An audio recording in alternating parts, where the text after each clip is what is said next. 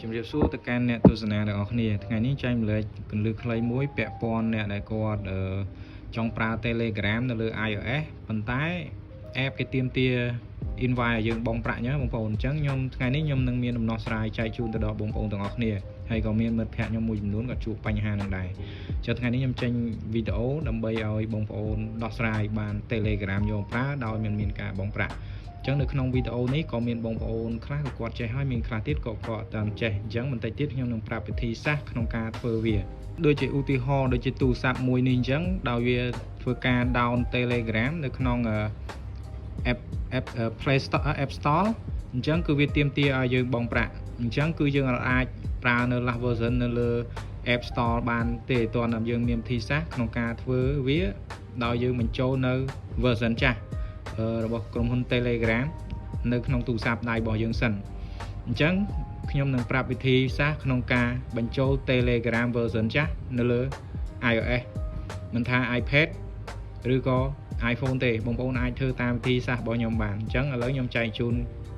វីដេអូកន្លឹះនេះទាំងអស់គ្នាវិធីសាស្ត្រក្នុងការធ្វើបងប្អូនអាចមានកុំព្យូទ័រស៊េរីទាបក៏បានស៊េរីខ្ពស់ក៏បានអញ្ចឹងបើមានបងប្អូនខ្លះខ្ញុំជឿថាគាត់អត់មានកុំព្យូទ័រប្រើទេប៉ុន្តែបងប្អូនអាចទៅកន្លែងគេមានកុំព្យូទ័របងប្អូនអាច share វីដេអូរបស់ខ្ញុំឲ្យគេមើលទៅគេនឹងអាចធ្វើបានយក Telegram មកប្រើនៅលើទូរស័ព្ទដៃបងប្អូនគ្នាដោយមិនមានការបង់ប្រាក់អ្វីដែលត្រូវមាននៅលើកុំព្យូទ័ររបស់យើងនោះគឺយើងត្រូវមាន app មួយនេះគឺ IPA នៅ Telegram នៅ version ចាស់បន្ទាប់មកយើងមានiTunes 3 iTunes 3នេះអញ្ចឹងបងប្អូនមានតែពីរនេះបងប្អូនអាចធ្វើបានហើយអញ្ចឹងអានេះយើងអាច download នៅក្នុង Google បានfree ទេហើយ3 YouTube ខ្ញុំអានមុនដំបូងខុសបងប្អូន3 YouTube នេះក៏អាច download បាននៅលើ Google ដោយ free ដែរបងប្អូនអាច search ស្វែងរកបានហើយអានេះក៏អញ្ចឹងដូចគ្នាអញ្ចឹងចាំខ្ញុំដាក់អក្សរនៅក្នុងវីដេអូដើម្បីឲ្យបងប្អូនស្វែងរកនៅក្នុង Google អូខេបន្ទាប់មកឥឡូវយើងភ្ជាប់វាអញ្ចឹងទី1បងប្អូនត្រូវតែភ្ជាប់ទូរស័ព្ទដៃរបស់បងប្អូនចូលទៅក្នុងកុំព្យូទ័រមក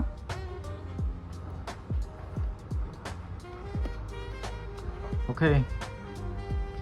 អញ្ចឹងខ្ញុំស្គមថាបងប្អូននឹងអាចមើលច្បាស់ព្រោះដោយសារខ្ញុំអត់បាន record screen ទេកុំព្យូទ័រខ្ញុំចាស់អញ្ចឹងទៅវា record វាតឹងអញ្ចឹងណាបងប្អូនអញ្ចឹងខ្ញុំចុច OK មកយើង connect ចូលហើយបន្ទាប់មកពេលដែលយើងចូលមកដំបូងគឺវាចេញបែបនេះគឺចេញ menu ឬក៏មុខងារ option មួយចំនួននៅលើ 3 YouTube ហ្នឹងហើយអញ្ចឹងបងប្អូនមកចុចមកកន្លែងនេះមកកន្លែង toolbox នេះ toolbox ហ្នឹងមកបន្ទាប់មកបងប្អូនចុចកន្លែងនេះ IPA ហ្នឹងកន្លែងហ្នឹងបងប្អូនចុចវាមកបន្ទាប់មកបងប្អូនត្រូវ add file ចូលមួយមកនេះចុច add file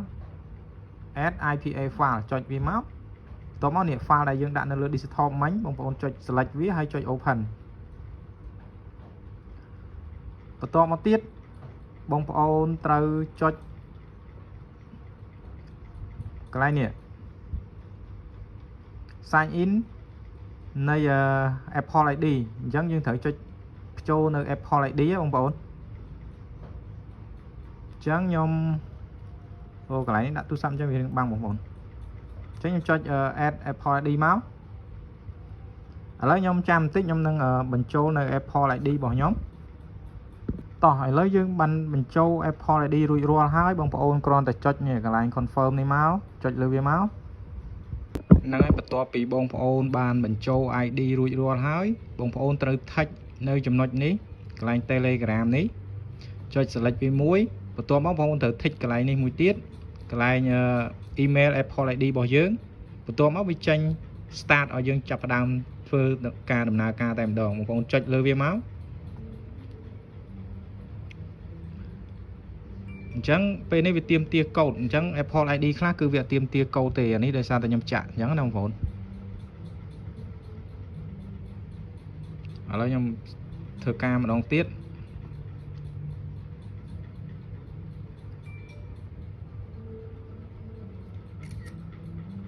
ចឹងខ្ញុំធ្វើការដាក់កូដចូល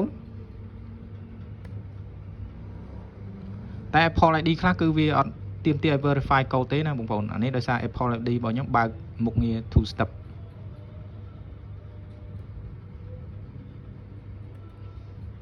ចឹងជាចំណេះដឹងមួយដែរសម្រាប់បងប្អូនក៏អត់ទាន់ចេះអញ្ចឹងណាអាចមើលវីដេអូនេះទៅធ្វើបានបងប្អូនចុច yes មក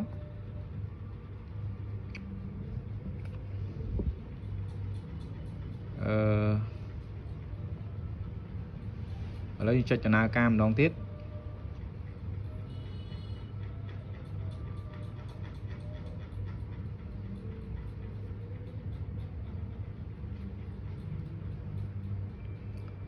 អញ្ចឹងយើងធ្វើបែបនេះហើយវាមិនទាន់បានឡើង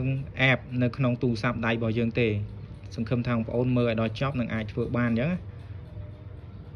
ឥឡូវវាកំពុងតែធ្វើការដំណើរការដំឡើងឲ្យយើងឥឡូវនេះវាដាក់ថាជោគជ័យហើយអញ្ចឹងជោគជ័យបងប្អូនចុចទៅកន្លែងនេះនៅកន្លែងនេះ open the sync IPA location អញ្ចឹងយើងបើកកន្លែងហ្នឹងសិនណាបងប្អូនចុចបើកមកបន្ទាប់មកនេះយើងចុច select លើវាមកហ្នឹងហើយចុចលើវា2ដងបងប្អូនចុចយក yes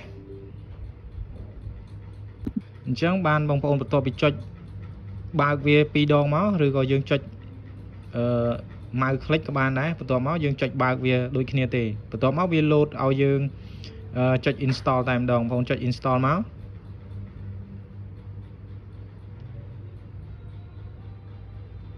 ឥឡូវapp កំពុងតែធ្វើការដំឡើងនៅក្នុងទូរស័ព្ទរបស់យើងហើយតើវាជោគជ័យមិនជោគជ័យបងប្អូនមើលទាំងអស់គ្នាអូខេបន្ទាប់មកបងប្អូនគ្រាន់តែចុចបើកវាមកហ្នឹងហើយបន្ទាប់មកយើងចុច start ប្រើប្រាស់វាអញ្ចឹងកន្លែងនេះខ្ញុំធ្វើលឿនៗឲ្យបងប្អូនមើល